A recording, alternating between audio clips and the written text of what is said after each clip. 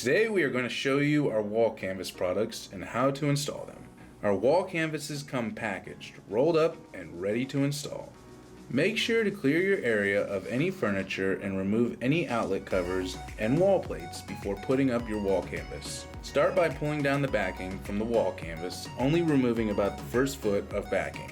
Line the wall canvas up where you want it and start to adhere to the wall. If you run into any bubbles or wrinkles, try using a squeegee to push them out.